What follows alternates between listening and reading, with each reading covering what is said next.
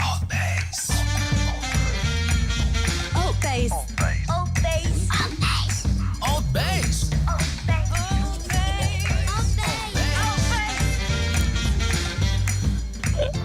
Yes. Yeah. ALTBAYS. ALTBAYS. Peace, my brothers and sisters. Welcome to ALTBAYS show. Here we are live on YouTube, Twitter, and all your favorite podcast platforms tomorrow. How cool are we? We're awesome. So, if you want to become a member, if you want to support this show, if you want to be a sponsor, stay tuned because we're coming with something amazing for you. Yeah, it's going to be awesome. And ALTBAYS show happens here in the beautiful ALTBAYS studio in Whitianga. So if you're keen to use this place to do your own podcast or to run some live meetings or to do whatever you want to do, get in touch and we'll get you sorted. Okay, it's a pleasure to have you all here. We're getting great numbers for the live stream, which we really appreciate. So we're going to try to do our best tonight. A fun show for you, as we always do. A couple of important things. I'll be doing a webinar with the Inclusive Aotearoa on this Friday at 12:30. So I'm going to put the link in the description of the show and in our social media. It's going to be pretty cool. We're going to talk about Tawanga Whai, the place where you feel rooted in your life. So that'll be cool. And yesterday was Women's Day, which is fantastic. So we have the pleasure to have here in our show a powerful woman. Lisl. Hi, Jones. everybody. How are you? I'm great, thank you. It's good to have you here. I think it's a pleasure to be here. Thank you for inviting me to this awesome space. Thank you. And on my left, the big man, the beautiful, handsome gentleman, Mr. Roberts. I'll take that intro. Thank you very much, Leo. You're welcome. Wonderful to have Lisl here the day after Women's Day, the day we cannot celebrate her for being a woman, but we can celebrate her being here as a woman. That's right. How are Awesome. you? Yeah, I'm great. I'm feeling good. I had a good game of tennis last night. Ooh. Yeah, it was the mixed doubles champs. Oh, yeah. And we won, so that was a bit of a high. So that was really, really cool. Fantastic. Who's your putter? His name is Andy, which is the same name as my husband. But he's the orchard manager out at Glenview Orchards. And yeah, we have a lot of fun together. So yeah, it was good. What was the tournament?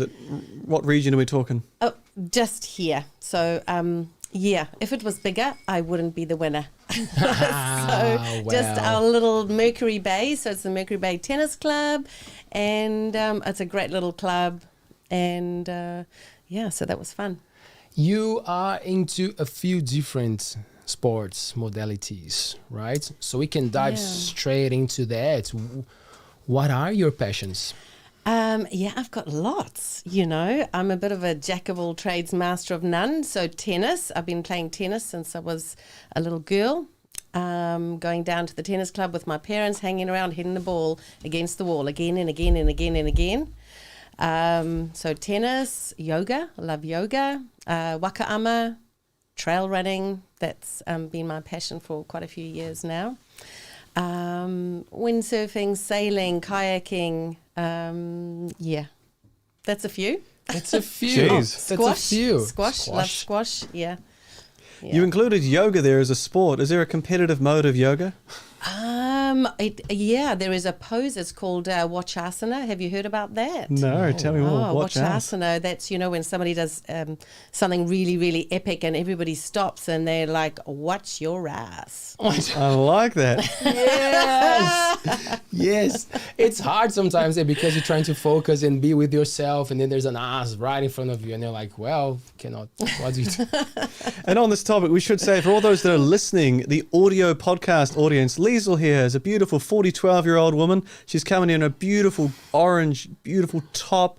It looks lovely. She's got a beautiful necklace on. Her hair is gorgeous. Got a great smile on her face. And her earrings are jingly jangling just enough for the cameras. So welcome, Lisl. She's a beautiful woman. And competitive yoga, what would the tournament look like for you? No, yoga is not meant to be competitive. Yoga is meant to be your own journey. So it's just, I like exercise. So it's not so much sport for me. So yoga I do see as a form of exercise. Yeah. Which it is for the mind, Yeah. and for the body. And you, for the you body. get two, actually. You tap Yeah. into two things. That's in right. one go. Yeah. When did you start practicing yoga? Do you remember? Actually, I went to one class years ago when my boys were quite young, but I don't think I was ready for yoga yet. You know, as a mum with young children, you don't have a lot of free time. So my free time was really precious to me. And I went to one yoga class and it was beautiful, but I just wanted to move my body hard, and maybe that class was a bit quiet for me. And so it's only really in the last, I don't know, maybe 5 years, I go occasionally to yoga. Nice. Yeah. Do you feel like that helped the running? Because I know that you're really into running. Do you find those elements of stretching and feeling better with your breathing helps when you're running? Do you apply things? Yeah, I think it does. You know, it's difficult. It's all a bit of a balance. You know, going to the gym, yoga, running. Yeah, I think it all complements each other. Yeah. What about the running? Take me through that, Jen. I love the running thing, because what I know is that when you're into it, like when you're getting ready, are you one of those ones that needs a goal, like you need a marathon or need a run, or you are constantly running and stay on top of that, or you prefer having always a competition to work towards and challenge yourself? So for me, I guess it took quite a while before I called myself a runner. I've always been a walker, hiker. I love hiking. I love being in nature. That's really important to me. Once a week, at least, I have to get out in nature and just, you know, to get enough energy to carry on the week. I get a lot of energy from nature. And then in Whirianga, I met up with the awesome Fomo runners group. What is that? Runners and walkers group. Sorry, I must say that, otherwise I'll be in big trouble. Yeah, they'll chase after you or walk after you, depending on which members they are. Exactly. Yeah, and those walkers they can walk really fast. Wow. So, while we're on that subject, a big shout out to the awesome, amazing Whirianga Fomo running and walking group, because they are so cool. Shout out. Yeah. How is the gathering? What do you guys do? You have like a plan? Or this week we're going there, or it's all about the distance? What's the thing with the group? Sandra Fitzsimons sort of started cool. that. It started before I was a part of it. She started it as a fun thing. So she's been running for years and years and years. It's really her passion, and it started as more a fun thing where she went with a few friends and they ran some trails, and then I came along and sort of showed them another couple of trails, and walking and running, and you know, they were into events. Now COVID, you know, there haven't been that many events. But we used to train up for events together, and depending on the event, the more you're going to train, you know. So and then we'd go away for the weekend together, girls' weekend, and run hard, and then have a nice little party together, a few drinks, eat lots, recover together. So the running was an excuse for you to party up a storm for a girls' weekend away. Yeah, we'll run for 10Ks, then finish at the alcohol shop, pick up some hot chips, and have a night of it. Oh, absolutely, yeah, Beautiful. yeah. Except you know, it got to be, because I'd never really done events before. So first, so half marathon, you know, let's go. Right, I'm never going to do any more than a half marathon, you know, that's it. And then you do that, and then suddenly you signed up for, you know, you do a couple of half marathons, and then suddenly, oh, come on, you know, marathon, you know, and then it's a marathon, and then suddenly, oh, you got to do the big 50, you got to go into the ultra, right. you know, and then that tick, oh, what's next? Oh, the 100K, you know, so that, so I did that last year. Have you done it? 100K? You did the 100K? Really? Yeah. Oh. I was just about to ask, the longest one you've done. Yeah, that was 100K. Yeah. Okay, how does it work? How long do you run for? Do you have breaks? How long do you stop for? Well, it's a race, so you don't stop. But like in your But wow. Okay. You know, I'm not a very good runner. If you look at all the ultra athletes out there, there are some amazing people, you know, incredibly amazing people. I'm just a normal lady that likes exercising, and you know, so I'm quite slow, really. Well, but compared to the beasts who run, that's right. You're not Absolutely. slow. Yeah. You know, so but it's all. I'd have passed out after 3 Ks. It's that guy on the side of the road. You're faster than me. Yeah, and you know, what do they say? It's not the finish time for me; it's the finish line. So I'm going to finish. I want to finish. I want to get there. It doesn't really matter about the time, but it's just about doing it, getting out there and doing it, and. You know, the people who go hard, who take it as a real competition to win. What's the time? How fast do they do it? Usually, what's an average? I cannot even tell. What's okay, so I just saw this post about a South African runner who just broke the world record for a 50-kilometer run, and he did that in 2 hours and 40 minutes. I think that is, and so that'll be a road run. So I'm into trail running, so that'll be a road run. But I mean, that's a run. If I think that's about a run, man. Running, you know, So I did the Whitianga half marathon. So you know, a couple of times, and I think that was 1 hour 45 or 46 or 47, something like that. You know, so that's 21 Ks. This is 50 Ks, you know? Yeah, amazing. Amazing how the body just can do stuff, right? Yeah. If you prepare for it. Yeah. Do you have that drive? Do you feel like you're always putting your body into something new? Do you have that thing in your mind? Like, am I going to get to the next step? Or it's a bit more like, nah, I'm just doing what I can. I think I had the drive.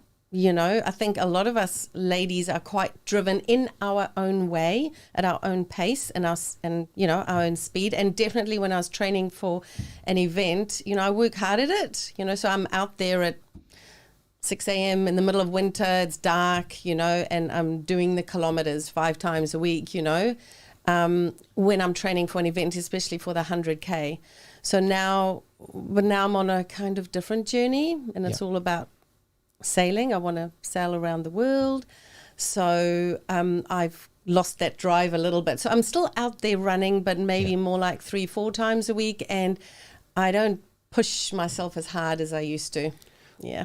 Just on that, when you're running, if you're running the 20K or 40K, 50K or 100K, you see, I'm not an athletic person. I could not do it. I don't have that mental drive to want to be able to do it yet. At some point, obviously, I'll realise that I'm a disgusting, schlubby human being and I want to tone up a bit. But what I'm running is when you're in your 20th K and you've been out there for a while now and you're sweating away, you're obviously in rhythm, easily in rhythm, you're in the middle of your rhythm. Are you sitting there feeling powerful in your limbs, like, yeah, I've got this, I'm too sexy for my shirt type feeling? Is there a power control like someone would have if they're, I don't know, surfing, where you're on the wave and you're feeling good and working on it, and then you're going to break? Are you feeling good at 20Ks? Are you feeling power, control, balanced? I'll tell you, when I did that 100-kilometer race, about 12 Ks in, I was like, what the hell am I doing? Hell. What am I doing? You know, this is crazy. You know, I can't do this. And, you know, but there's no way in hell that I'm going to give up, you know. So you just keep going, and maybe you just slow the pace a little bit, and, you know, just keep going, maybe walk a little bit, run again. You know, of course, there are runners, but, you know, so yes, absolutely, some runs that I go on, I do. There are moments. The first couple of kilometers are always quite hard to get into it, and then you get into a flow and a rhythm where you do feel really good and really powerful. And then a few kilometers on, you think, oh my God, I'm going to die. You know, so you go through a different phases. You know, like a 50K or a 100K. There's going to be a point when you're in the pain locker. And it's going to be painful, you know. And then it's like, I'm never, ever, ever, ever going to do this again. What the hell, you know? And then that night, afterwards, there's this runner's high, and, you know, you're having a nice cold beer with your friends afterward, and it's like, right, okay, what event are we doing next? just after you've said, I'm never going to do this again. That peak of adrenaline, Yeah. and they think of like, let's do it. Yeah, fantastic. Lisl, a lot of people talk about the preparation for a race. Like it's easy to find. People say, oh yeah, that's my routine. Blah, blah. But I don't hear much often the preparation just before the race, like the night before. What do you eat? How much? If it's a race that starts in the morning, do you eat in the morning? Would you drink a coffee? Like what's that, let's say those last, I don't know, 20 hours, like just 25 or 4 Would you have a hours? curry? That's the I don't know, because $1 million question. well, some people might think it's better to have something to burn. Some people might prefer be light. I'm just curious to your preparation for Okay, that. curry is a definite no-no. Yeah, and it's a bit of trial and error. And I've found a couple of things that, you definitely don't want the night before. Yeah, Can you list otherwise you those will for be us? running for the closest bush. What you don't want the night before. If you could make this Yeah. We're into trying to get a into list. running. Curry, So what? you don't want Don't the curry. night. Yeah, you don't want curry. curry. You Is it don't the want, spice? Is it the rice? Is it the Yeah, I'd volume of say- rice you have? You know. No, the rice is good. Yeah, rice is good. Is good. Rice is You good, know, okay. get some carbs in. That's okay. You don't want like rich, spicy food, really. So rich, like one event I had quite a rich pasta. It was absolutely delicious. But the next day it wasn't very good out on the course. So you don't want any So- chocolate mousse, souffle, none of that cheesecake. No. Nah. So like, yeah, maybe a good hamburger is good the night before. Okay. That's often what I have.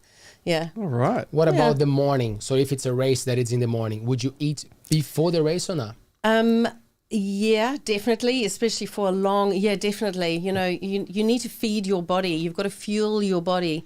So, you don't want too much fiber either. So you need to be a Right. little bit careful with fiber. So for me, a Saturday morning breakfast, and if I'm going for a nice trail run, like a sort of training run, I might have Vogels. I love Vogels. Yeah. But before an event, no, I'll probably go for disgusting white toast. I usually, my go-to before an event is disgusting white toast with peanut butter, and a bit of honey, just because I'm sweet, you know. peanut butter. Yeah, For peanut those, of butter you, and for those of honey. you listening, Lisl is very powerful in her chair. Speaking about this, her gestures involve bicep curls and a flick of the wrist that seem to just vibrate across the room. It's quite impressive here. So we were talking about being more descriptive because a lot of people are listening to our show, and Fabian is really practicing. So we appreciate all his descriptions. Thank you. The people from our podcast platforms are very thankful. Absolutely. And actually, for those of you that are listening, you may have noticed the 4 or 5 times I've been in here, I've worn the same clothes. It's a white dress top rolled up to the elbows and the same grey pants. But today, my son has thrown one of my jandals somewhere I can't find, and I'm wearing boots, so I've broken the uniform code. So Boots there you are go. fine. A bit of stuff to find out. Well, you look pretty good, I must say. He does, Thank you. It looks really I good. know, Yeah, right? styly. It's only- Everybody comments about Fabian. Like, oh man, I'm glad you put someone good looking. I'm like, oh, thank you. Well, that got Anyway, weird. okay. Yeah. Okay, you mentioned the sailing. Oh, yeah. Oh, yeah. Okay, so when did it started? Because you're from South Africa. Yes. Whereabouts in South Africa? I am from the beautiful, amazing city of Cape Town. So sailing. So that's a massive journey. So I grew up in Cape Town, and I do have to describe it a little bit because Yes, it's please. stunning. It's Table Mountain is sort of in the center, and the suburbs go right around the mountain. So the mountain is the feature, and the sea surrounds that. So it's a peninsula. I live on the Coromandel Peninsula now, and I grew up on the Cape Peninsula, so that's pretty cool. Surrounded by beautiful blue sea and this mountain. Can you tell me what is Table Mountain? Paint a picture for me.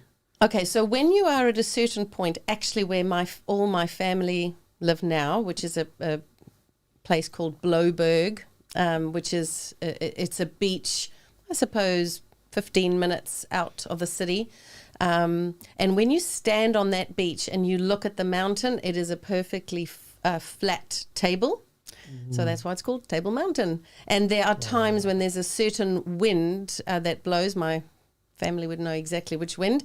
And all these clouds come over and slip down, and it looks like a tablecloth. Yeah, so the tablecloth. Yeah, so it's Table Mountain. And it's incredible. The views from the top of the mountain are incredible. It's got an amazing amount of flora that are, just specific from Table Mountain. So, yeah, my father belonged to the Mountain Club of South Africa. He was hugely into hiking throughout his life, and so he used to carry me up the mountain when I was a baby. And so I had a fabulous childhood in Cape Town, and I had 2 older brothers, and so sailing, we used to go down to the local yacht club, tennis club on Saturdays, yacht club on Sundays, and we'd go there and spend all day there. My mum would lie by the pool. She'd make us a roast chicken and salad for lunch, and she'd feed us when we came in off the water. So we'd go and race. So I started in a little Optimist, which is the same like they have here for the kids. Started in an Optimist, and then went on to crew for my dad. He had a Sonnet 2. I don't think you have Sonnets here. You have lasers. He went on to a laser afterwards. So there's different classes of boats, and and then when I was a teenager, I got into windsurfing. So when I was 14, we moved to Johannesburg, which was like ripping me. I cried and cried and cried and cried and cried. My father was transferred to Johannesburg, and what did he used to do? What was his job? He was the sales manager for a company that that had spare parts for different engines and vehicles, and So he got transferred, and you were like, no. Oh yeah, Was it for him a good transfer? Was it like, oh yeah, we're going here now? I guess, it was money, and he was thinking about the money. I think, I was a child then. You don't know actually what's going on financially in your family. So I just knew that we lived in this really beautiful house. I was privileged. We weren't rich, but we lived in this beautiful Cape Dutch style house in this beautiful suburb called Rondebosch in Cape Town. And then it was like, right, we're off to the city of gold. That's what Johannesburg is. It's known for gold mining.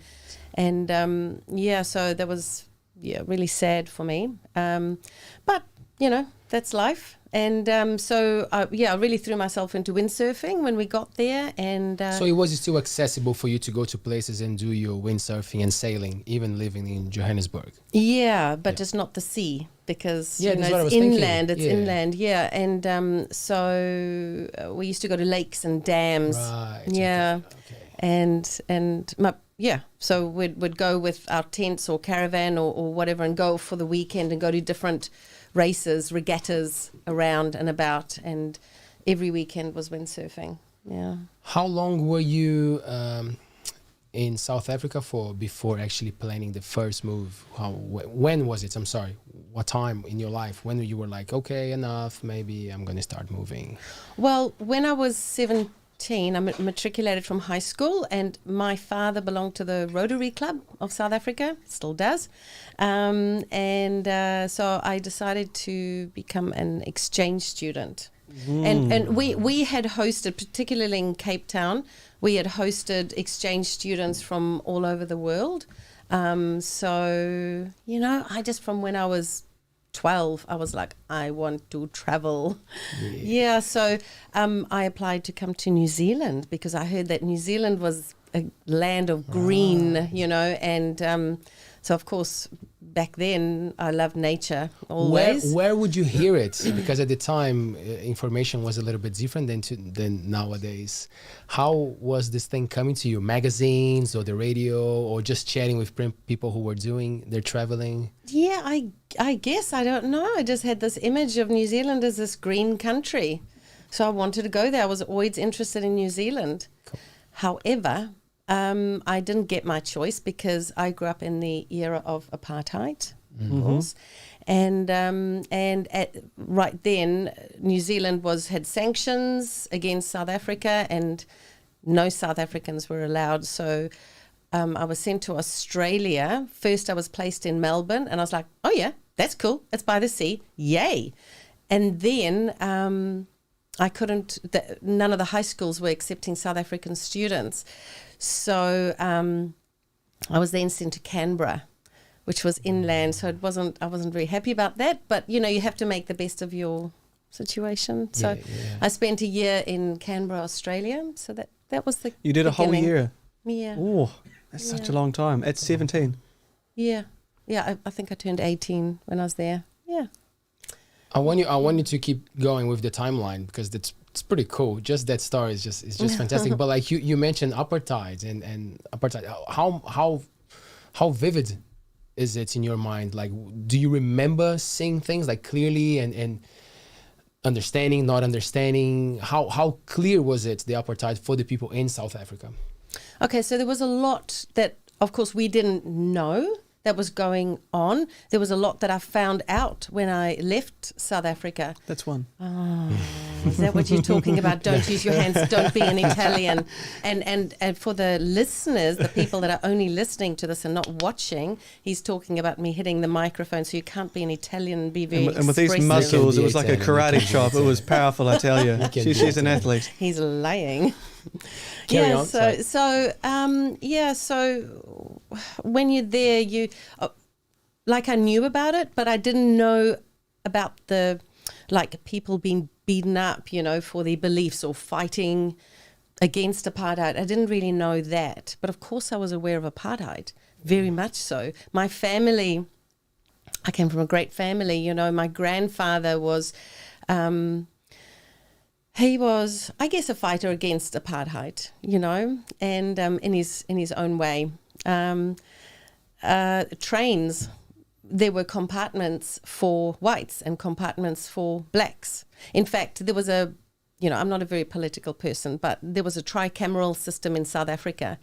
And so this means there were classes, different classes. So white is on the top. Right? And then you've got your coloureds, which I suppose are your brown people, but they were called coloureds, and Indians, and then the black, you know. Was the third. Yeah, Right. yeah. So the whites had all the rights, and then the browns and coloureds, I think they had a say, they could vote, but the blacks, nothing, you know. Yeah. So for me as a child and growing up there, but I could just see things like, okay, so the population, I don't know the exact numbers, but the population, say 10% whites and 90% blacks and coloureds and Indians, and half the train carriages are for whites. And the other half are for blacks and coloureds and Indians, and how the hell do they all fit in there? And so the white carriages, you can, you know, there's lots of seats and they're half empty, and the other half, people can't get into the trains, you know? So those are the things that I saw. And I remember, just for example, little old black lady, you know, running along trying to get to the train before it leaves, departs the station, and she hops into the white carriage where I am, and the conductor's there trying to push her off, and I'm like, no, leave her, you know. And this is me as I don't know how old I was then, you know, but just, and so he didn't want to, you know, as the train was sort of pulling away. Was it dangerous to have an idea of like not conforming to that? Do you remember being dangerous, fighting that kind of system? No. When you're white, not. I No, would say. and not When where you- I lived as well, because don't Right. forget there were white areas, there were coloured areas, there were areas where blacks lived. You know, there were white schools and black schools. You know, You wouldn't even see much. You wouldn't even. no. Yeah. Well, we had a black maid, you know, because labour was quite cheap, and so she used to live with us. She had her own room. Yeah. Yeah, it's interesting because that's a common thing in Brazil. The maids, you know, the person looking at, not necessarily black, brown, whatever, but like it's a very common thing for even like middle class families, or not low, but like a little bit poor, but it's still having such a misery in the country that it's okay. It's very actually accessible to have maids. Was it a stepping stone? Like, did you have some for 5 years and they could use that to move on, or some you had for 40 years, like, or the age of your children leave, she leaves? Is that how that would work? Oh, I mean, everybody was different. Look, a maid is a cleaning lady, Yeah. and people have Yeah. cleaning ladies here. Yes. So there's nothing wrong with a maid, but it was just, I guess the amount that they were paid possibly wasn't very good. You know, whereas here, your cleaning lady, you love your cleaning You're lady. getting it right. Yeah, and they are paid, you know, sort of a decent wage. Yeah. But I just connected when you said, "Oh, there was a room," because Yeah. very similar. So, like in Brazil, Yeah. it becomes part of the family. The maid most of the time lives Yeah. in the house, comes very Yeah. early, breakfast for the children, because probably the parents are also in a position of having to work, having to do things. So it's just hard to raise the children. It's not even status. Yeah. It's just like a way to keep that class Yeah. going. So Yeah. you get the poorer class and you make them help. Yeah. So we had it as well in São Paulo. And I remember clearly they were like part of the family. They still send messages nowadays on WhatsApp. My mom is like, "Oh, the lady who used to remember." And I'm like, "Of course I remember. She changed my diapers, you know, like they were part of the family." So there's a cool connection, but rooted in a system that when you look from outside, you're like, "Oh, Yeah. that's upsetting." It's interesting because I grew up with that notion of, I'll be able to work as a working father where my future wife won't have to work and be able to spend, the first 5 years of my kids' life, children's lives, just raising them and being at home and getting that quality time together, which, I was lucky to have a lot of that growing up, having mum at home for quite a lot of it. But we never had any sort of, I got to high school and started, teachers, they make a bit of money. They make 40-something thousand a year when they start. That's huge. Got to university and thought, they're still making that same money. And then we're about to become one. I'm going, oh shit, it's still something of $40,000. Oh, nothing's changed. But then of course, now you sort of, if you want a comfortable life, you really have to have a good income to do it. To live out here, to have a single income family out here must be very difficult. Yeah. Very difficult. You need to have two incomes, really. Or a very strong network of trust and long-term buy-in, really. Like if someone says, of course you can live in our second property on our thing for 10 years, that's a long-term investment for the people that own the property, to have long-term good tenants there. But I remember it was a shock for me realizing that I would have to be in a relationship where I'd have to work with someone else that also has to work. That was a huge shock to me growing up. I suppose when you grew up, everyone had to work. Oh yeah, big time. That's amazing. Yeah. Did you always work? Was it a part of your thing, or like, I'm traveling, but I'm trying to do some work here and there, or you would give yourself time that you would make some money and then go and just enjoy? Yeah. So when I did start traveling, so after back to the timeline. So you were 18 and yeah. Where were you? Australia, Canberra. Canberra. Yeah. Yeah. So after that, I went back to South Africa and I worked for 1.5 years, and then. Oh, what were you doing? Go on. Hairdresser. No, you were a maid. No. At first, I guess for the first year, I worked as a secretary for the Diamond Council of South Africa. Ooh, diamonds, eh? Yeah, I'm just trying to get all the yeah. And then Were you good? Were you a good secretary? I think so. Yeah. Yeah, that's pretty good. Yeah, secretary, receptionist. Yes. Hello, may I help you? Yes. And then then putting diamonds on your teeth. Yeah. Got your No, grills. unfortunately, I wasn't given any diamonds. It's a bit of a shame. Damn, come on, A guys. severance Yeah. package at the end? Yeah, no. And what else did I do? I don't know, waitressing. Yeah. And then I headed off to Los Angeles for a year, and I worked as a nanny. Cool. Yeah. So Los Angeles, again, not really my cup of tea. But I managed to get a job there. So Did you that's get to why I travel went there. in the US, or you were just in Los Angeles? Not much. And, as a South African, the money was so bad then. So I relied on the family a lot. So if the family went somewhere, I went with them. I got to go to New York one weekend. I went to San Francisco. I went down to Mexico. Did you get Vegas at all? Go across? I went to Vegas, Oh, but yeah. I went there. I went on a cool trip in the desert, but that's because I did a scuba diving course and I met this boy. And so with his family, they were New Zealanders, and they worked for the Foreign Trade Office, which was attached to the embassy in Los Angeles. So That's they cool. were my main connection when I came to New Zealand, when I finally arrived here. So there you go. That's the link. Yeah, and so they took me on. Our relationship with this boy didn't last too long, but with his mum and with his family, that's just a lifetime. That's cool. Oh yeah, she's like my New Zealand mum. Yeah. I love these stories Yeah. when the relationship doesn't happen, but like there was a lot of respect and care, you know. So you keep that thing together. That's cool. Yeah. So was that the move to New Zealand? Was that what opened the doors for you to actually make the move, or not yet? There was more coming and going. No. Yeah. So after that year in Los Angeles, my brother had sailed across from Cape Town and sailed to the Caribbean and had settled on this island called Saint Martin. And a lot of South Africans were working there at this time. You know, they sort of closed their eyes a little bit to people working on the boats. So he was working there and I thought, okay, let's go there. So I flew to St. Martin and I lived with my brother for a while with him and his partner, and I got a job on a day charter sailing boat. So I was the crew and cook, and we used to take tourists sailing for the day to a beautiful island, and you know, give them lots of rum punches and feed them a lovely lunch of roast chicken and salad, and then take them snorkeling, and they get very merry, and and then back and leave us lovely large tips. So that was good. Yeah. What's the name of the island again? Saint Martin. Saint Martin is a very interesting island. It's half Dutch and half French, and I lived on the Dutch side.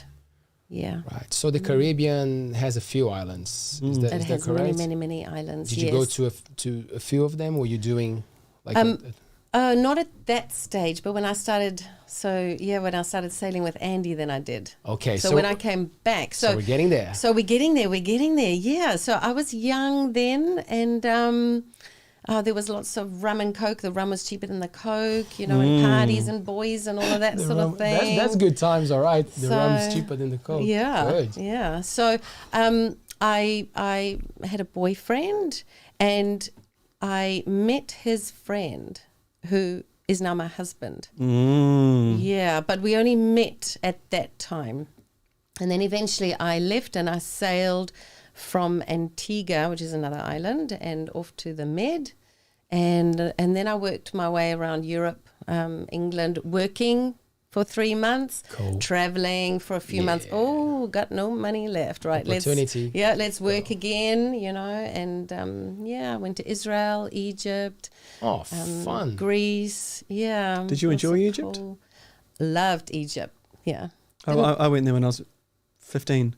Where else did you go? Kind of everywhere, I think.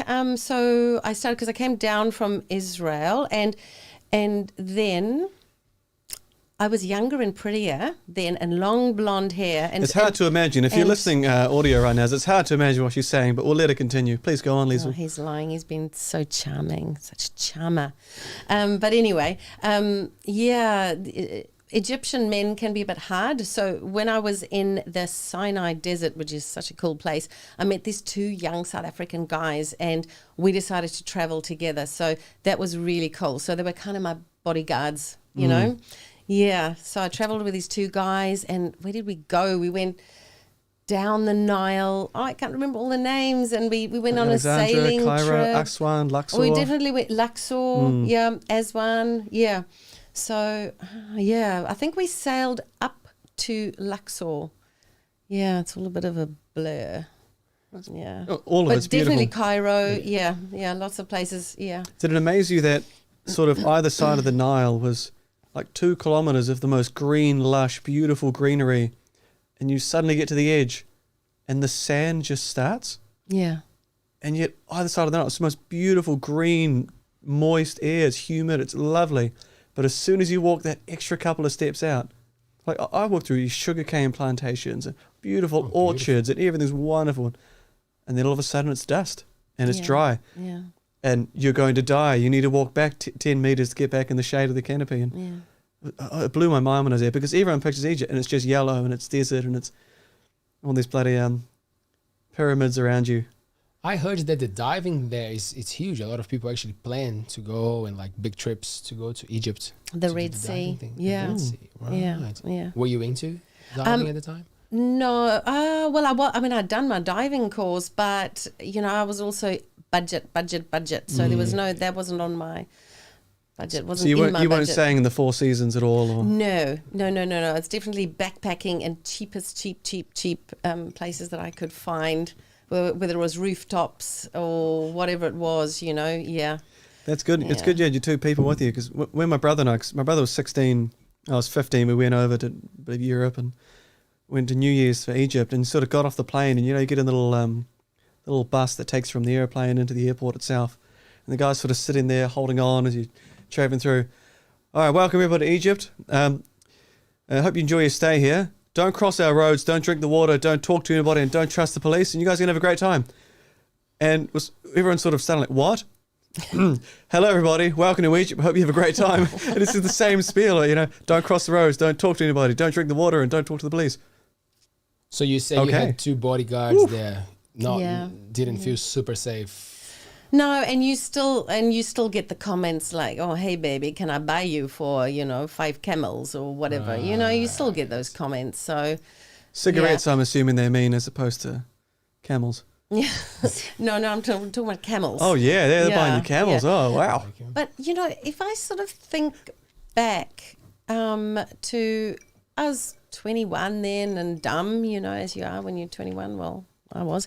When I look back now, I think if I went there again, I would cover up a lot more. So I was probably wearing shorts and a t-shirt, which is perfectly normal for New Zealand. Right. But, the women there, they covered up, they sort of wore whatever they wore, So maybe now I would do it differently. Yeah. It'd be curious to look back at how the economy works in Egypt to now, and how much money's changed over inflation, to work out how much you're worth in terms of 5 camels, how much that is now. Because if you could put a monetary figure or a animal figure, is that 12 camels, 2 cows, The a sow? inflation, And to find it wasn't an insult, because as a 5 camel lady, is that down there in their standards, or as a five camel lady? Is that stars? Sounds pretty awesome, man. Yeah, I'd Sounds love to pretty be good. 5 stars. Oh no! Look, if I was interested, I would have bargained a lot harder. Hey, I am a 500 camel lady. Yeah, 500 camels. For goodness sake. And I believe I also need that palace. Yeah. They have they show the teeth and they check the camel to make sure that it's a pro camel. There's the Horrible noise they make. Yeah. Lisl, no, you carry on. Sorry. No, I was just going to say I spent 3 days on a camel. Ooh, Ow. yeah. Yeah. Not in jeans. Yeah, I don't know what I was wearing. But yeah, so that was in the Sinai Desert. So that was really pretty epic. Yeah. Right. Yeah. Is it what they say, like super hot in the day and then freezing cold in the evenings, and you got to be all prepared for all sorts of Yeah. We had we had Bedouin guides, but it was really beautiful. Yeah, just sand, lots of sand. Yeah. So then from Egypt, let's keep going. I'm enjoying the timeline here. What a life. I worked in Cyprus for 3 months or so, washing dishes. I didn't enjoy that as much. There was definitely a bit of a mafia element or a dangerous element that I sort of found there. Was it the and then- vibe, or you got to see something they were like, ooh, not sure about this place, or was more the vibe? Holsters under the jacket? Or? Oh, I don't want to tell you all my little adventures. Oh, shit. There's going to be a whole podcast on Cyprus. Oh my Come back God, in 3 no, months. no. Come back at midnight for the midnight show, guys. I had a bit of a run-in with don't have one to. guy, and I think I might have pulled a finger at him because he wasn't being very nice to me, and then he chased. I was on a moped at the time with a friend, with this Israeli chick, and he chased after us, and there was this sort of big standoff, and I was slapped across the face, and Oh, Yeah. Oh, no. yeah. Oh, shit. Yeah, I left the island soon after that and went to Greece, which was amazing and Greece. beautiful. And I worked on the island Santorini, which was just that, just stunning. You know, those white buildings and the blue sea, and that was cool. Yeah. Is it because you've painted a postcard? Is it like the postcard? Is it really? Absolutely, 100%. Yeah, so cool. Because I think Fitty has that element to it. You can't you see pictures of Fitty. Oh, okay, it's a beautiful beach, and Buffalo Beach is gorgeous. Or that beach, or that beach, or that beach, or that. They're all gorgeous. Yeah. But I've never been to Greece. You reckon it's that? It's like the postcard? Santorini, yes. Santorini. That island. That. I think that's the postcard island. So I was quite lucky. We were given, the workers of the hotel that I worked at, the girls were given this cottage on the side of this hill. A 2-bedroom cottage, and I think there were 4 of us girls there, and that was fun. Greece. Yeah. And the food was good. The people were nice. Yeah. Everything helped. Yeah. Yeah. I had a cool job at first. I was washing dishes. So I started work at 5 o'clock, and they didn't have a dishwasher on for the lunchtime shift. And so I would come into work, and there'd be this big mountain of dishes, and then I'd slowly work my way through it, and I'd finish at about 11 o'clock, and I'd go out and party, and next day off to the beach, and then off to work, and that was all good. And then I discovered that there was this keg of Metaxa brandy sitting right there in the dishwashing room. I was all on my own in the dishwashing room, and I was like, So I started bringing my own Coke, and then I would get nicely tiddled while I was doing my work and washing dishes, and then it helped save me money. What was the name of the place you worked for? they've been looking for you. I just can't remember. Dishwashers, watch out for the barrels around you. Pay attention. It was a perk. Perk of the job. Yeah, jeez. I must say that one of the coolest things that I learned from South Africans was to drink my spirits with water. Just water. Yeah. Very easy to hide, very easy to pretend that it's just water. Yeah. From South Africans. So thank you, guys. Awesome. I've had the same experience with gin. Really? Yeah, gin and just There plain you go. water. Gin and water. Yeah, dehydrate and hydrate at the same time. They used to always tell me. It's a good idea. Yes, someone told me, we learned a lot from your show. There you go. Yeah. One more for you guys. Yeah. I don't drink that anymore, but I don't drink either. No. We're Yeah. done. If you're listening, she's shaking her head, doing ironic looks at it. Yeah, so after Greece. Greece. I think it had been like 3 years since I'd been home, and so I went back to South Africa and immediately started planning my next adventure, which I wanted that to be South America. And I made friends with this South African girl and asked her if she wanted to come, and she did. And so I waitressed. I think I had 2 waitressing jobs, and then I worked as a river rafting guide for Breda River Adventures. So that was such an awesome job. Wow. Yeah. And but it was it wasn't all the time. It was there were trips that we'd go on trips, so I had to do waitressing in between. So I had a couple of jobs and saved money, and then I went and spent 6 months traveling through South America. South America. What countries? There you go. Well, I started off, so Cape Town is on the same latitude as Buenos Aires. I flew straight to Buenos Aires and then wanted to get out very, very quickly because of the exchange rate. South Africans, the exchange rate is so low. And so Argentina was just too expensive for me. So we spent 4 days there and then caught a bus straight to the border of Bolivia. And we spent 2 months in Bolivia. And we'd gone prepared for hiking. I wanted to go hiking in the Andes, and I'd been told about some really cool hikes. And so we went and did them. So they were, that was really, really epic. In Bolivia. Yeah, Bolivia. What about the altitude? Did you manage well? We struggled first because we went, took a bus straight up, and I think we spent a couple of days in Potosi. I think that's the place on the border, and definitely headaches and took lethargy. Took some time to get used to the altitude. Did you get to chew the coca leaves? Yeah. I haven't tried them, but I heard that when you are in that kind of, I remember there's like a soccer championship, kind of like the UF League, UFA League, which is the Libertadores, and it was always challenging for the Brazilian players to go in Bolivia. Sometimes the teams were not even that great, but you were you were playing against an extra guy on the field because they are used to running and the altitude, and the Brazilian guys would struggle. So that's the image. That's what we always hear from Bolivia. Oh yeah, the coca leaves is a big thing because it You opens said it again, up like your the cacao plant leaves. coca leaves. Coca leaves. I don't Coca know. leaves. Coca leaves. Well, coca leaves. When you do the chemical thing, that's what cocaine is. It comes from. Is the coca leaves. So it's a plant. So you did drugs. Oh, No, yeah, absolutely. But that's the thing. But the coca leaves is not a drug. And actually, there was a time that they were trying to forbid the coca leaves for being, sold or whatever in Bolivia. And even the president at the time, he was like, this is culture. This keeps us alive, because I don't want to sound like and say it wrong, but it really helps your lungs. You might know better than me, but it really opens up. So they just chew the coca leaves. There's no process of making cocaine or anything. It's just the plant. There's nothing of it that will get you. It just opens up your breathing thing, your lungs. Yeah. I remember the miners used to chew them down the mines. Yeah. So So you can get in that coal real deep. Breathe it in. I can't really remember, it's so long ago.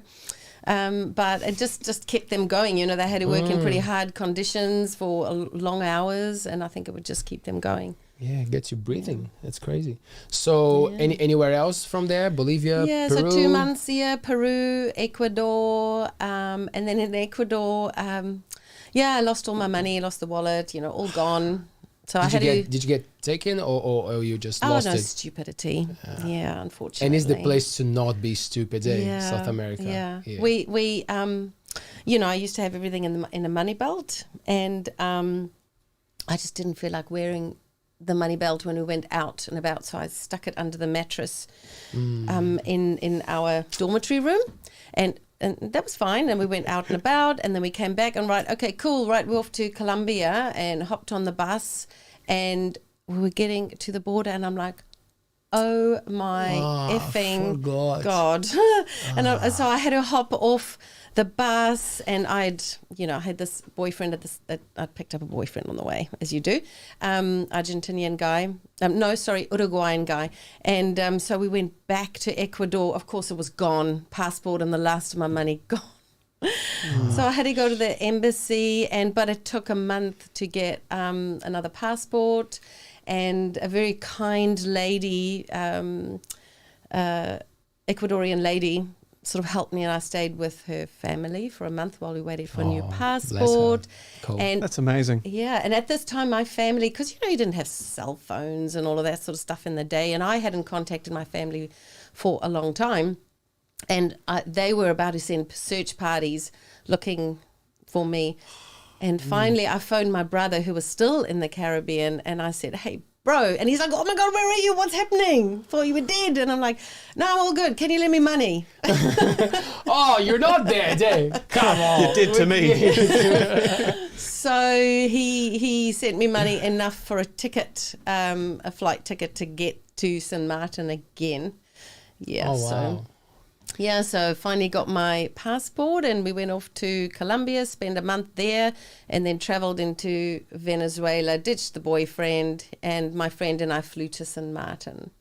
And 2 days later, I met Andy again. Oh. Yes. There you go. Yeah. And he thought, here's someone with no money. Yeah, easy target. Yeah. So I started working on charter boats again, this time a catamaran, a cool catamaran, and we were an all-girls crew.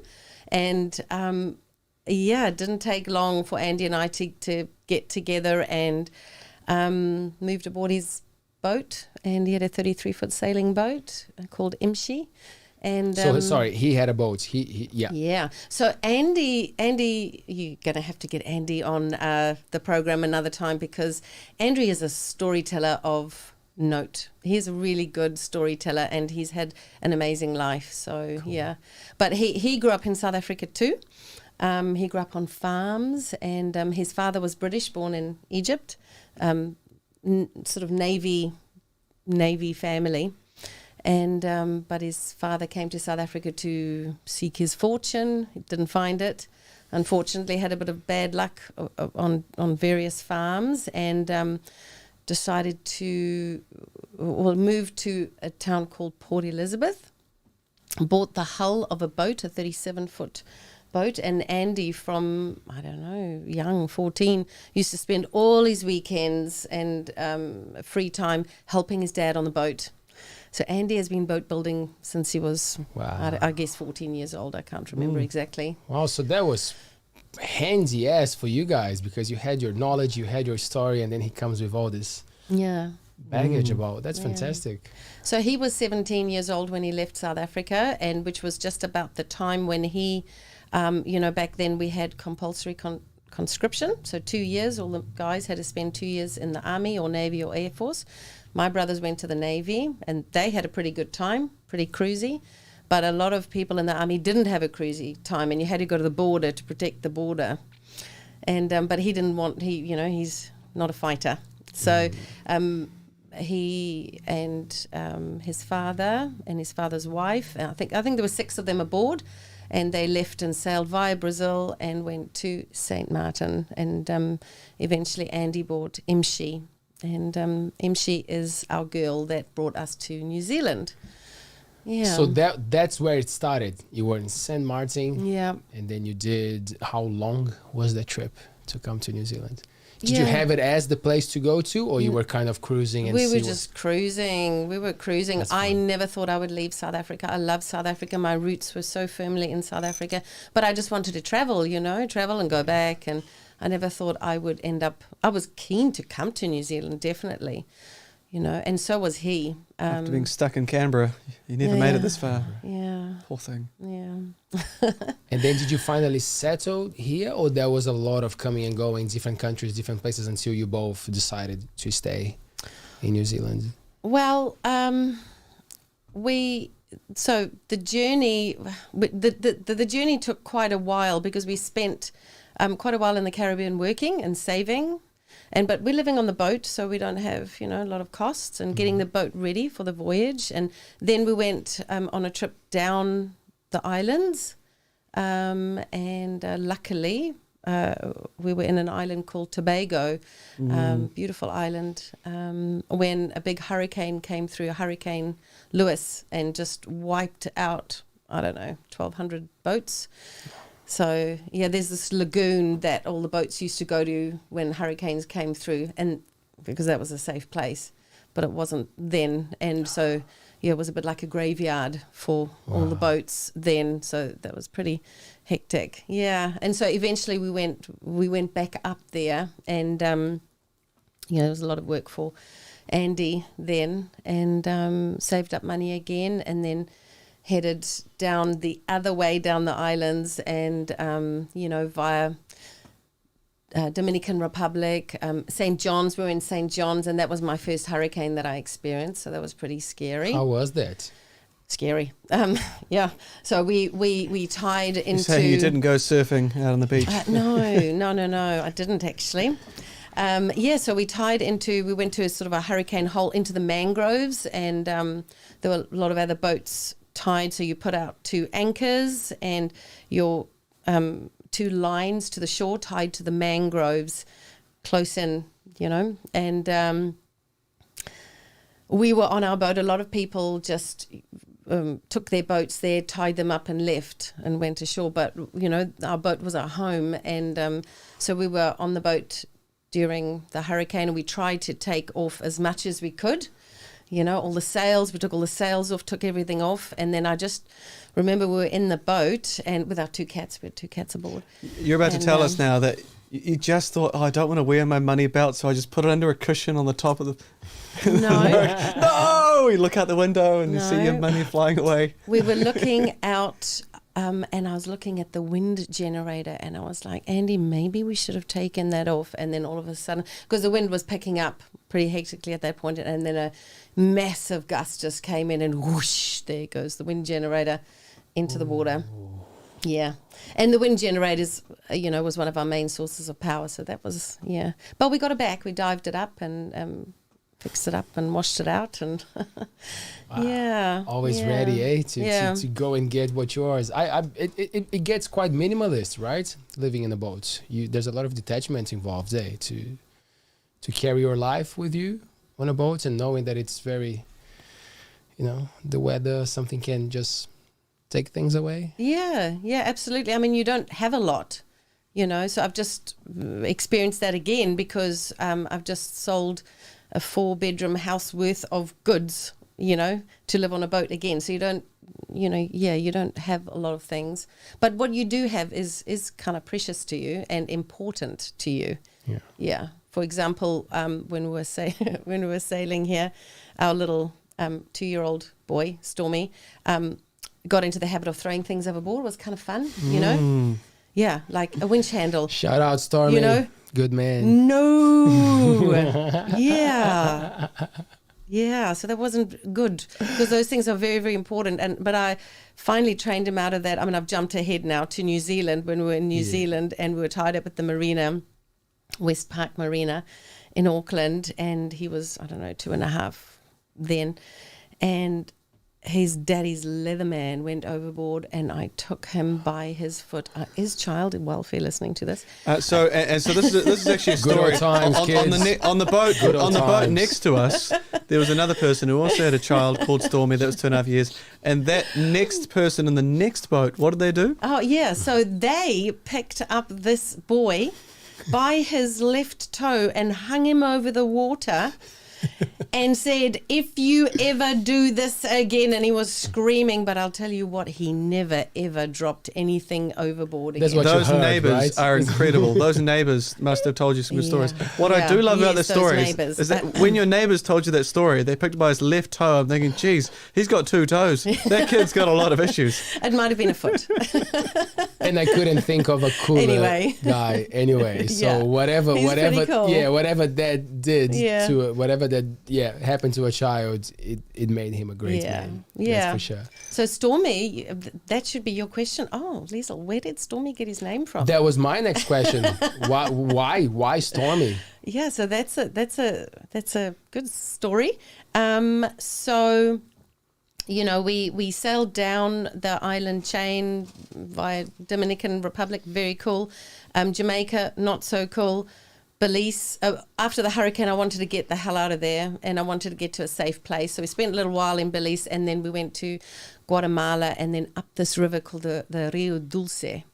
And we had to get our boat pulled over to one side by a motorboat so that we could, because of course we've got, our keel is quite big and we had to get over this shallow area. So we went over like that so we could get into the Rio Dulce, and we spent a few months up there, and it's like in the jungle. It was just incredible. So that was very, very cool. Anyway, so that's Guatemala. We spent a while traveling around there, and then we went up to Honduras, and after Honduras we were running out of money again, and so we decided to go to Grand Cayman, and started sailing. So where's Grand there. Cayman, sorry? Grand Cayman is a little bit north of Jamaica. Cool. Yeah. So, we started sailing there and hit the tail end of a tropical storm. And, for the start of a journey, I can be sick if it's pretty rough, but after a couple of days I get over it and then I'm all good, get my sea legs. But I didn't, and this was one gnarly storm. And usually you try and make sure that the wind's behind you, but because we wanted to go to Grand Cayman, we had to bash into the storm, and I was sick and sick and sick and sick, and I was just like, oh my God, I think I'm pregnant. And Andy was like, oh, we'll call our baby Stormy. But Stormy Cool. with an I, because we were in the eye of a hurricane. That hurricane that we were in, the eye passed right over us, and that was so intense. It was amazing because it was just like calm, and the birds started swinging and tweet, tweet, tweet, tweet, and then you could see this big black wall coming towards you, and then it was even more intense, the other side of the hurricane. Yeah, so that's where Stormy got his name. Wow, it started well, eh? He started on a real adventure. Yeah. That's fantastic. Yeah, we had an incredible time raising a child on a boat, especially a baby. I recommend it. It is so cool because, hey, what's the best thing to spend on your child? Time, right? And that's the one thing that we had, you don't need that much money, but you just need time. And because the two of us were together after we finished working in Grand Cayman, we left when Stormy was 6 weeks old, got his little passport, and set off again for Panama. And we just had all the time in the world together, and so that was great. Yeah. In what moment did you decide to get into your teaching? Because we're talking about so many amazing things, and we're not even touching the fact that you are an educator. You actually support so many. That's how we met. You support amazing international students to come to the Coromandel and find them a home and help them with their learnings. So when did that click for you? So when we came to New Zealand, so you were asking me before about New Zealand. So we just came to sort of check it out and spend a while here and then maybe move on and just see where the journey took us. And we just sort of stayed and let's stay a little bit more. Spent a year and a half in Auckland, hated it. But we had met this other boat in Whangamata and made good friends with them. So we loved Whangamata. So when I was pregnant again with Tane, my second son, we left and went to Whangamata, but there wasn't quite enough work there. So then my husband saw a job looking for a marine spray painter in Whirianga. So we came to Whirianga, and Tane, I guess, was 4 months old, and I needed to work. So I started waitressing at night, and Andy would come home from work at 5 o'clock, and I'm like, here's the baby, see ya, and I'd go off to work, so. Where did you work in town? Go on. Where SP is now. Back then it was called 10 the Esplanade, and they were just, back then it was Mike and Jane, and they were just starting 10 the Esplanade, and I walked in there and I said, hey, I'm an experienced waitress, I'm looking for a job. And she's like, great, here's a hammer, can you fix that chair? And because they were busy setting up this restaurant. But when Tane was a year old, or well, actually before that, I wanted to get out of this working at night routine. We wanted more of a family routine and have weekends to spend together. But I had one connection at Coromandel Outdoor Language Centre, and so I started doing activities there.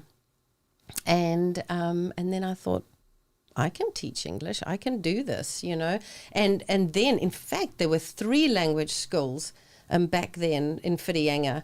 Coromandel Outdoor Language Centre, Ivakona Education, and there was another little one which is gone now, I can't even remember the name. So I thought, okay, this is cool, I can teach English. So when Tane was a year old, I left the boys with Andy and went off to Auckland for a month and did a CELTA course, pretty intensive training course in teaching English. Oh, wow. Yeah, so, and since then I've been, for a while I worked at both schools, and then I was offered a job by Ivakona Education, teaching English and being the homestay coordinator and the activity coordinator. So together those 3 titles made up this full-time job. Right. Yeah. It always upset me, the fact that the Coromandel Outdoor Language School closed. That was a shame, because I think one of Mike from Slice Baby, we were talking about that, like how much life those students would bring to Whirianga and how important that was. And Ivakona as well. So my thing was always like, oh, what a shame. And then COVID hit. Yeah.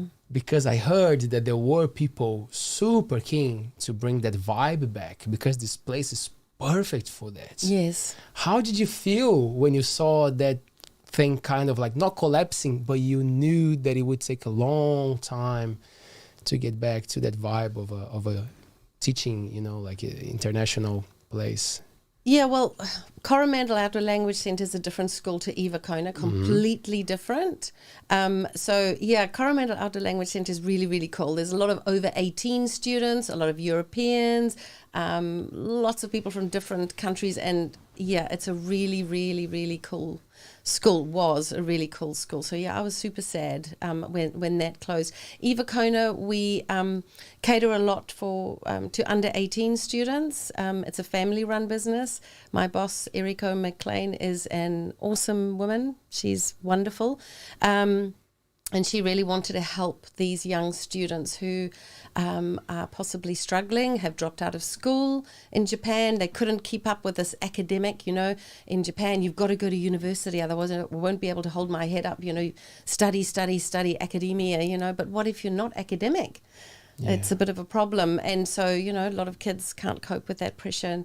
And some of the kids were bunged straight into high school and they don't have the English yet and they were struggling. She was teaching at Magri Bay Area School, I think, at the time and trying to support these students. So she decided to open up her own language school. So we had a lot of under 18 Japanese students and we will be back. We just temporarily closed. That's good to hear. That's great to hear. It's been incredibly tough. It's been emotionally up and down, to be made redundant, boom, it's been challenging and but I just, kudos to her for keeping the business going. It's been a lot of learning. We taught online the whole of last year, so with all our students studying in the bedroom in Japan, so hard for them. But I actually, towards the end, I love Zoom teaching, it's been great professional development for me. So you've got to look for the positives in life. So that was really good. But now we are just really, really hanging out for the border to open and who knows when that'll be. What did you start to love about the online teaching? Like, how did it become the thing that you were like, yeah, this is cool? I guess you don't have so much the behavioral issues. You're a teacher, that there's some little things that you've got to deal with. 90% of your students are absolutely wonderful, and then you get a couple of challenging ones.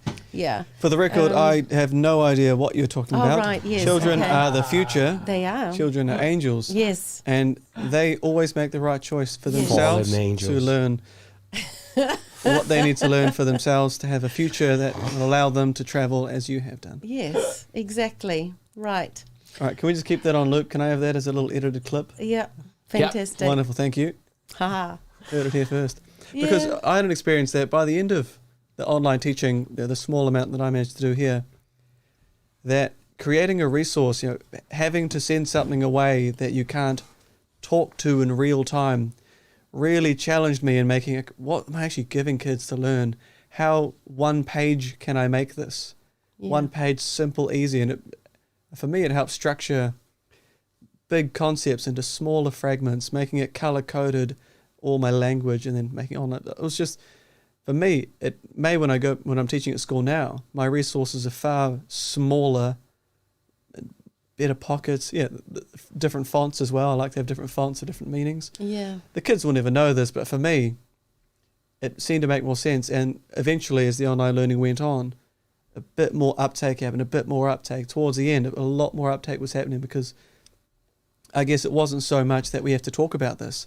It's, here it is, log in for the next one if you want to talk about it.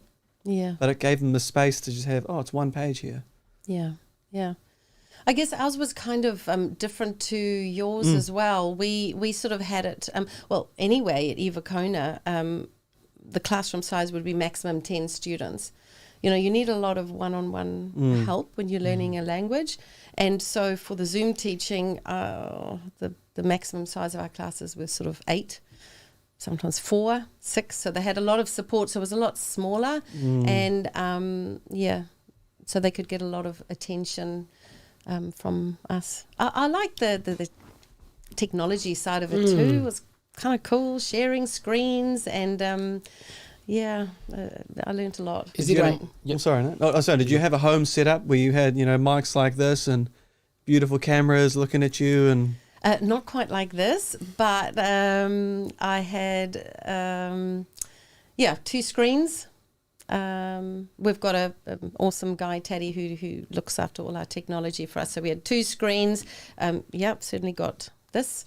don't have the microphone, but headphones. And I actually had a green screen behind me because my computer was a little bit old, and so I could put a Cathedral Cove background or Table Mountain background, whatever I felt like, and it would become a little conversation piece. Yeah. Do you think it's a chance for education to change for us? Because we were talking about that before the show, like how it's one of those things that haven't changed that much, hasn't changed. Education has the thing, you come to the class. Of course, we're very adaptable and we use technology a lot. But do you think there will be more and more online, remote teaching, especially now after the pandemic? Is it a good moment for it? I think it'll happen more and more. Not just teaching, but business as well. This whole pandemic has definitely pushed that whole online thing.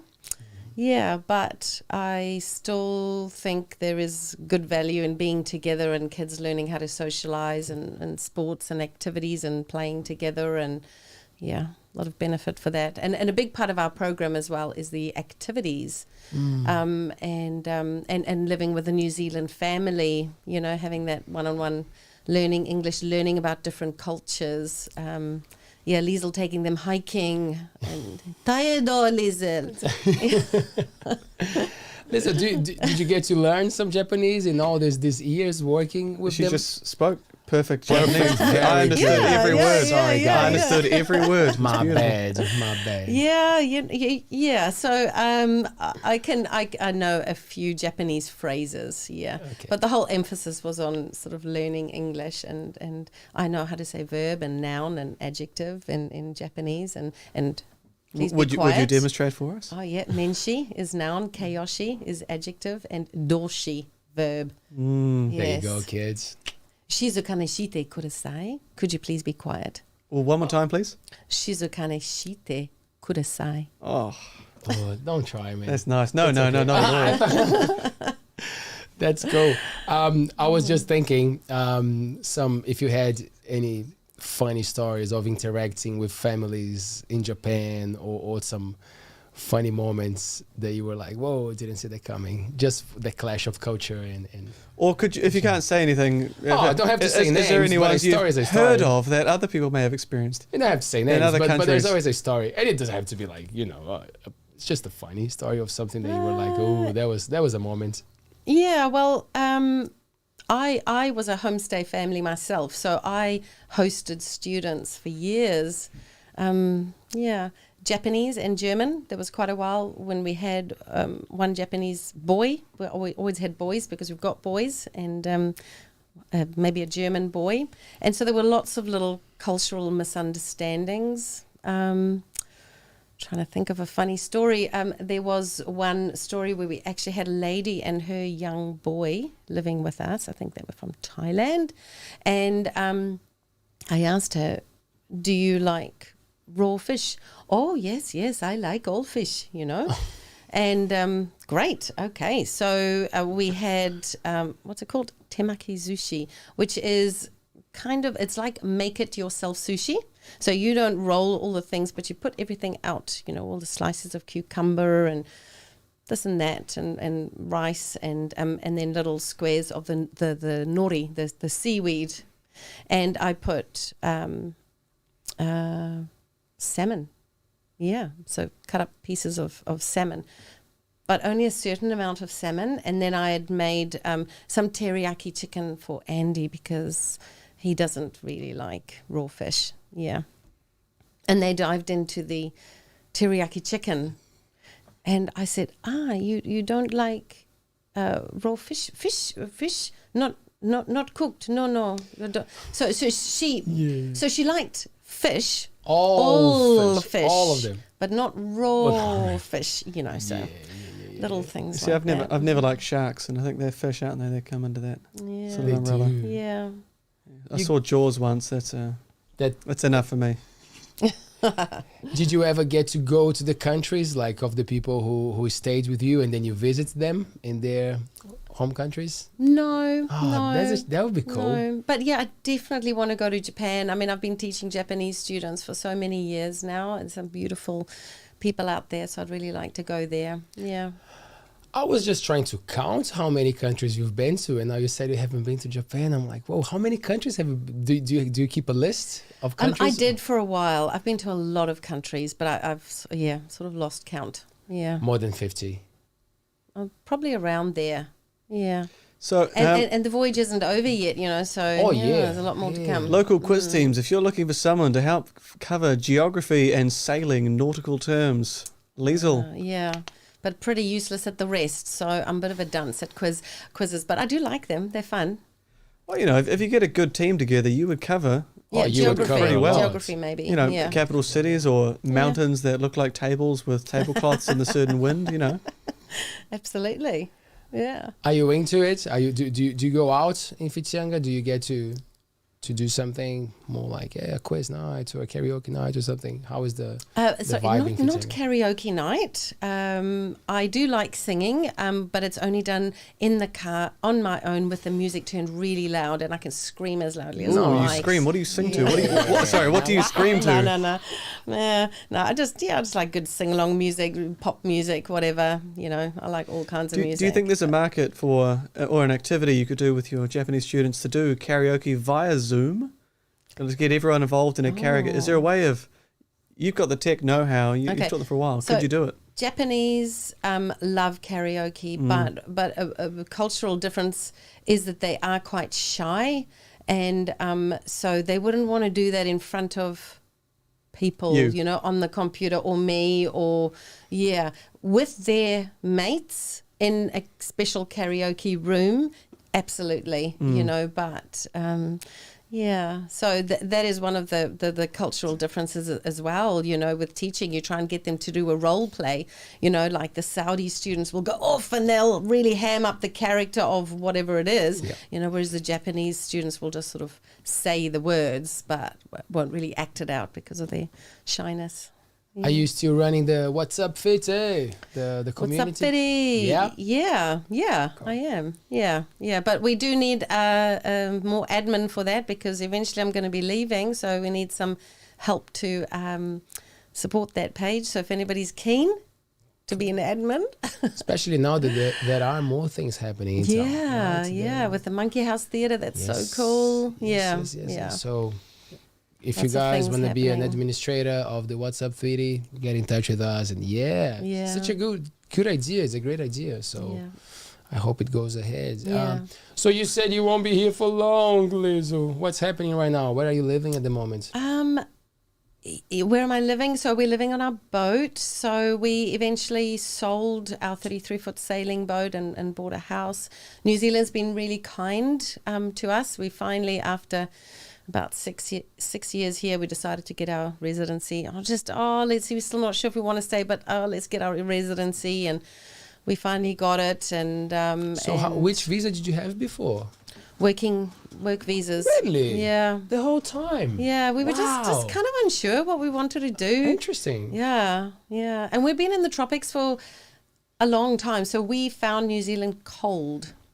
Now, as a runner, I like the cold, and I kind of struggle with the heat, but just to get our bodies used to that, it took a couple of years. And like I said, I didn't really want to leave South Africa, but Andy did, and now New Zealand's our home.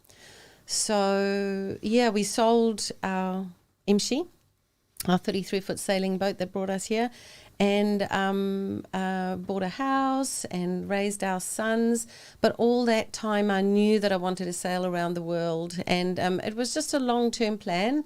So that is my long-term plan, is to sail around the world, and it's taken a while to come to fruition, but finally a couple of years ago, or a year and a half, whatever, we bought Ankala, which she's a 36-foot sailing boat, a monohull, a Westerly Conway. She's an old girl, and that was sailed out from England.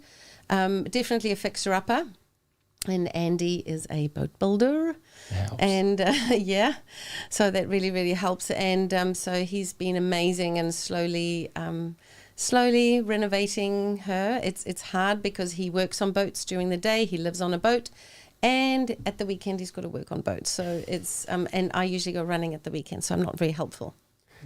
How was getting rid of things? How was looking at those memories and having to get rid of a house? Yeah, so to go back at on the first, you know, because we eventually bought a beautiful house with a beautiful view of the sea. Like, I just thought when we moved into that house, I was like, oh my God, how did we get here? Wow, this is amazing, you know.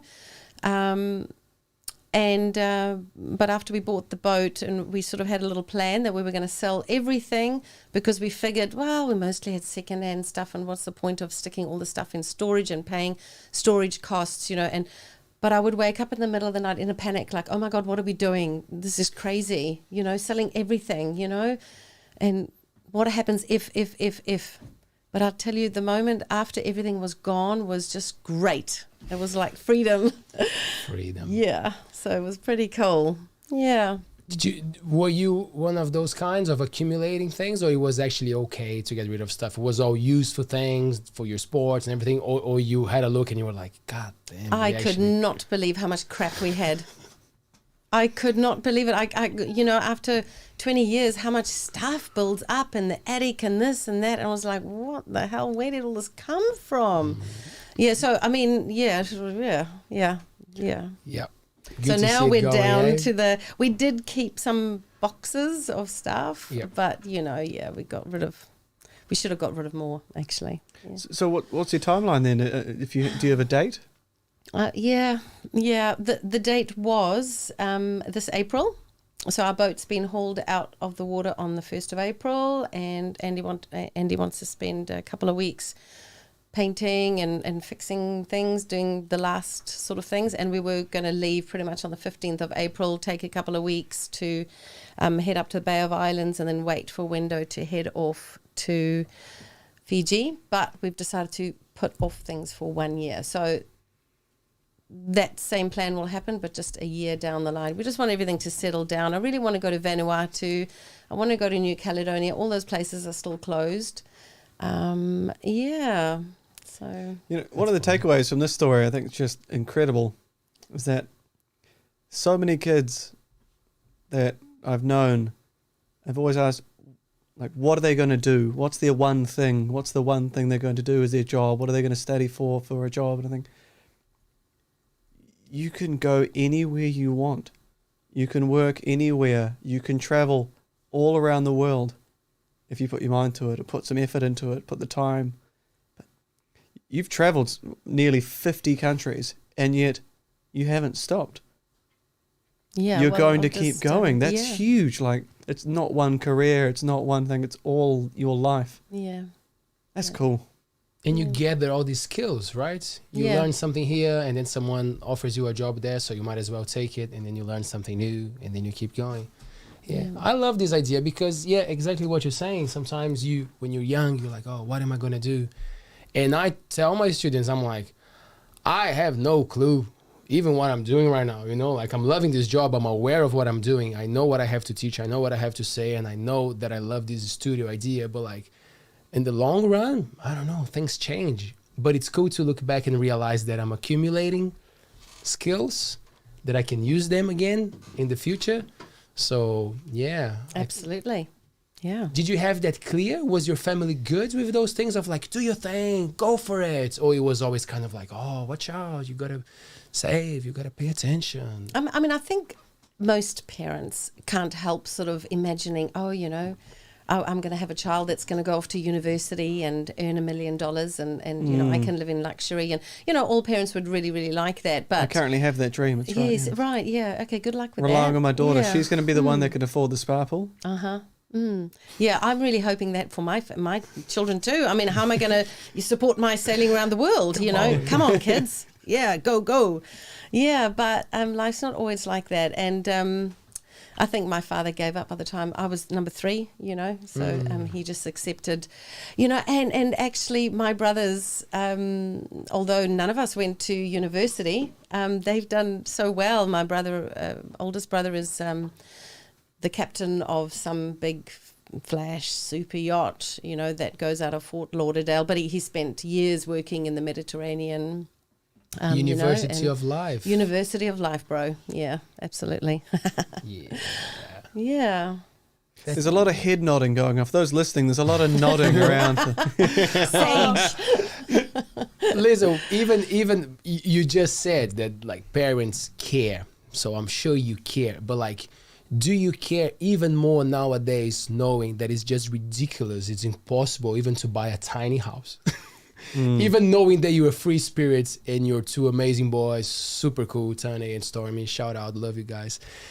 Even knowing that you will be 100% supportive of whatever they want to do, does that still bother you? Like, God damn, I'm not even sure if they will be, if it will be okay for them to get there. How does that come to you? Like, I haven't really thought about that a lot. Well, think about it right now, Lisl. Right now, you need to think about this. This is your opportunity. God. Okay, Plan your children's lives. well, that's the answer. That's fantastic. I'm glad you haven't. Good on you. Yeah, no, Don't- I mean, it's That's- their yeah. journey, and Don't. they've got to make their own way. They're busy finding their feet now, gaining skills, and trying to figure out what's gonna suit them. I suppose at the end of the day, one day we're gonna cark it, and they're gonna get whatever's ours, and hopefully that'll help them.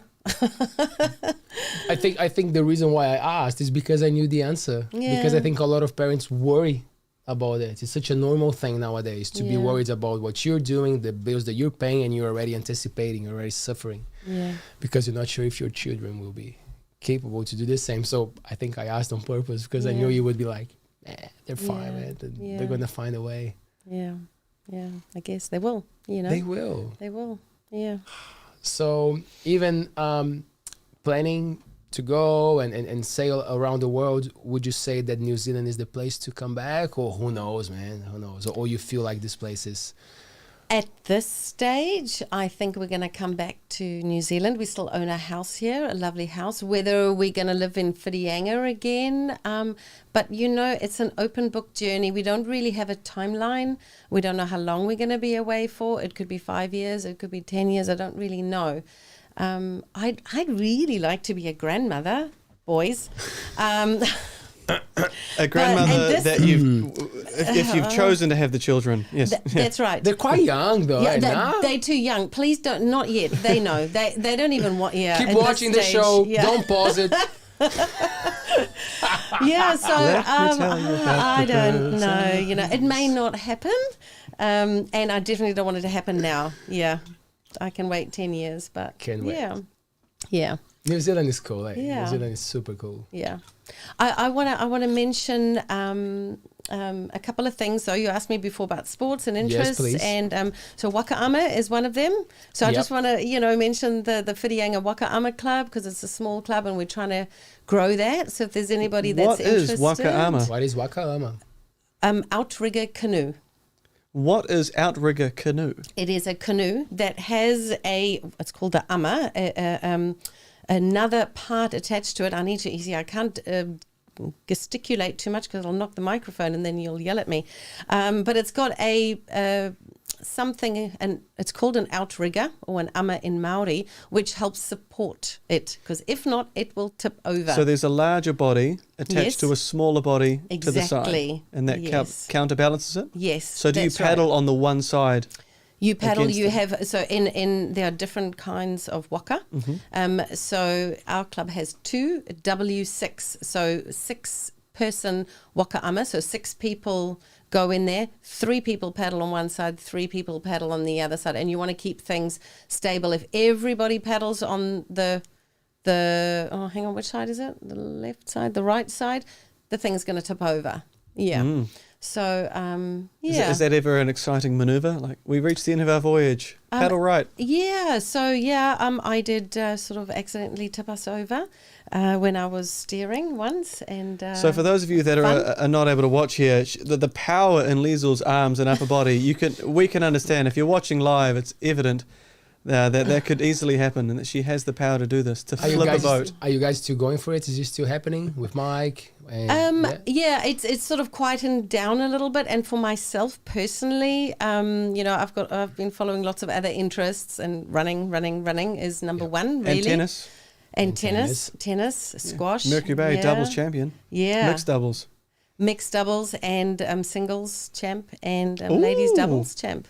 I did a clean sweep this year. It doesn't always happen. Yeah. But just so we finish that. So Yeah. if we want to get in touch and find out more about the Waka Ama, Yeah, so Waka Ama, we've got a Facebook page. We've kind of got 2 Facebook pages for one, for some reason. So you can Fancy. just search Whirianga Waka Ama, and the other one is called Whirianga Waka Ama Training. And the Whirianga Waka Ama Training is more the page where we post about training. You know, hey everybody, you know, Sunday 9 a.m. That's usually when we paddle. Also Wednesdays 5:30.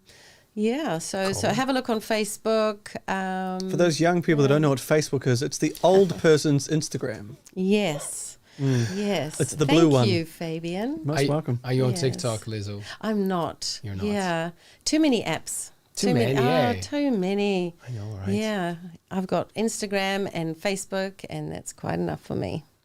Yeah. That is good. Yeah. You said 2 things. Did you want to say the Waka Ama? Was there anything else? Because I have a question. Oh, I had to. Sorry, I just had No, to give please. a Don't be little sorry. shout out there to, because otherwise I'll be in trouble. To the team at Glenview Orchard, where I've been kiwi fruit Oh, cool. thinning, and to the lovely girls there, Kim.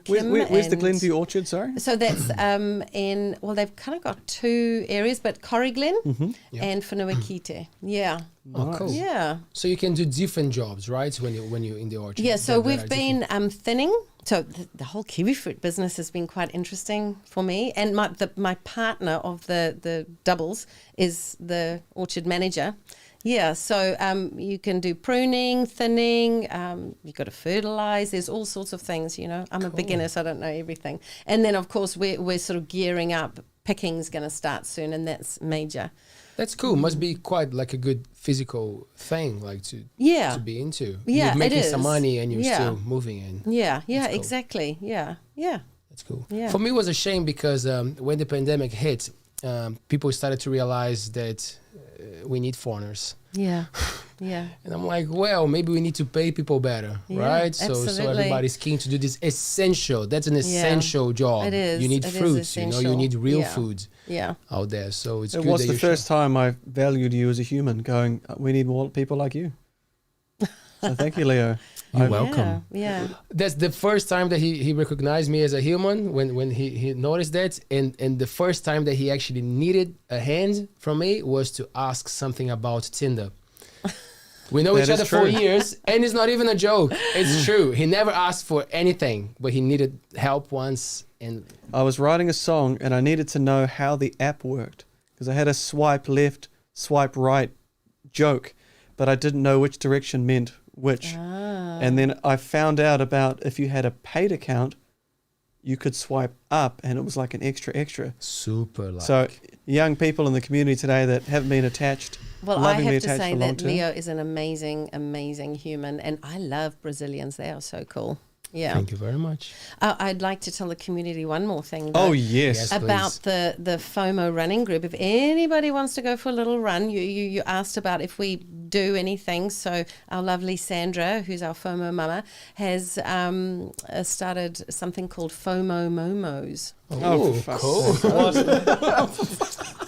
And the Momo stands for Monday morning. So if you are an early riser and you feel like going for a little run, a 5-kilometer run on Monday mornings at 6 a.m. That's so cool. we've got we meet down at Brophy's Beach at 6 a.m. every Monday morning. What's your track? And we go, first we have to run sort of back towards town a little bit because we want to get our 5Ks in, back towards town a little bit. And then we've got a point where we turn around and go back up Centennial Drive, Oh, around no, and no, down. no. And Cool. yeah, hey, I told you I'm not Sorry, do pushing. you go up and then through Harbour Lights, that little gap? Yes, Yeah. down there, and then you sprint back down the beachfront, and everybody yells like "Go!" While the people that have already reached the finish line before you. Well, if you get that down Monday morning, your week's going to be fantastic. Yeah, right? you start the day. It's such a great way to start. Monday the day. morning, 6 a.m. Yep, that's it. Now, so with these, the Arrive FOMO, 5 to 6 because we set off at 6. Boom. Okay, so the FOMO group, is Yes.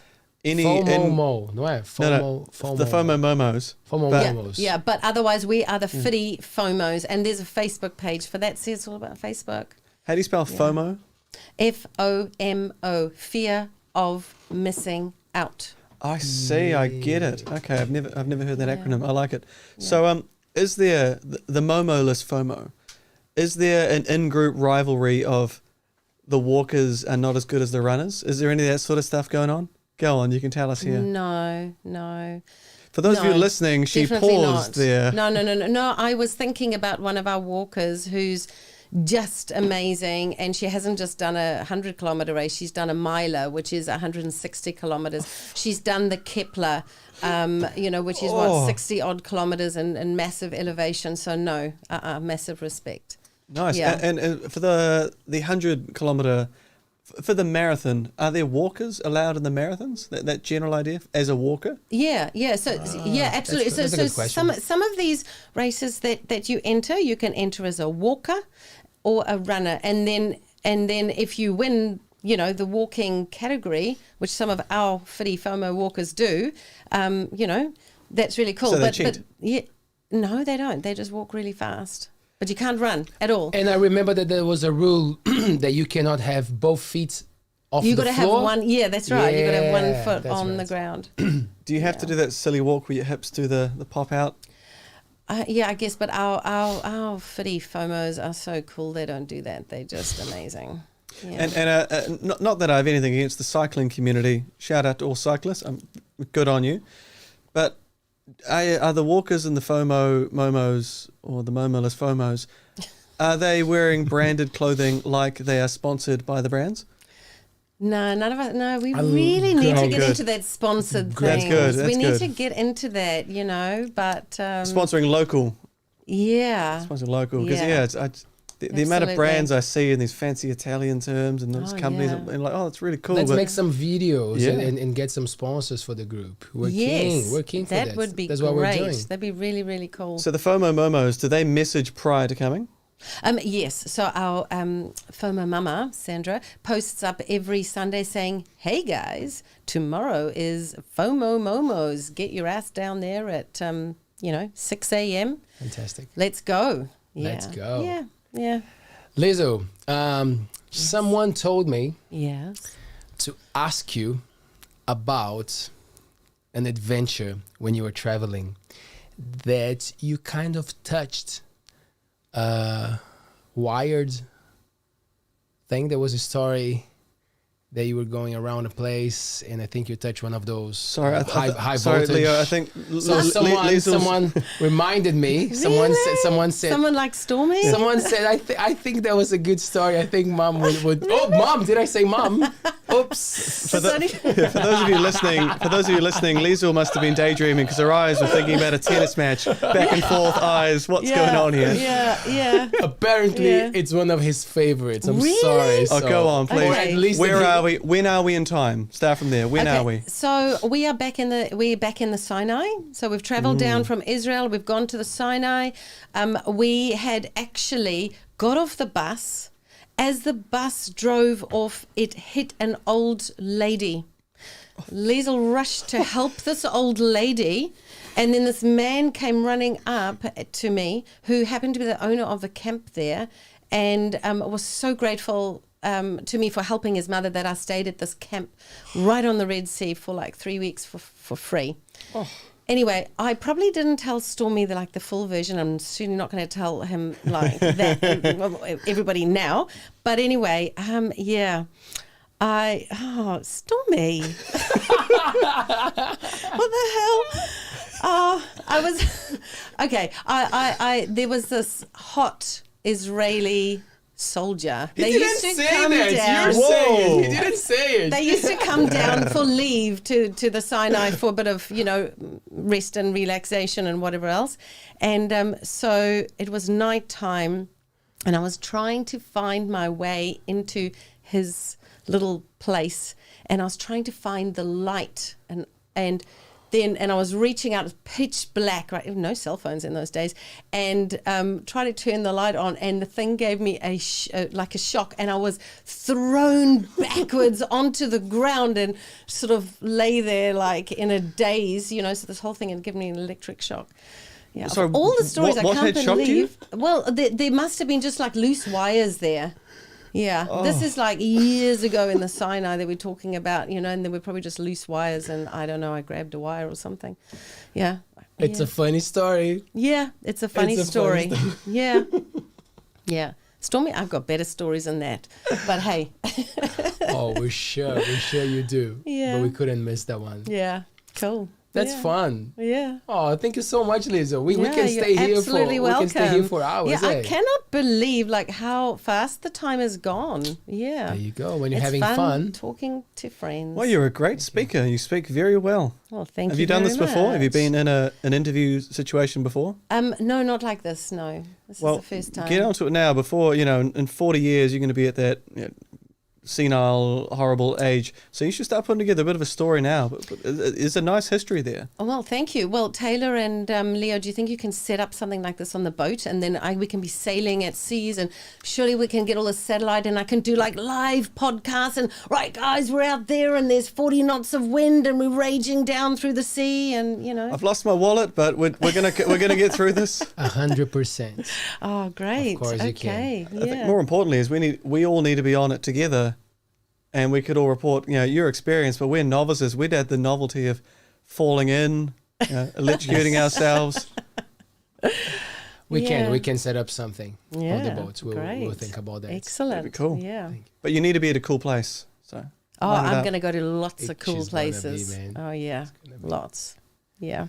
Mr. Roberts, thank you very much.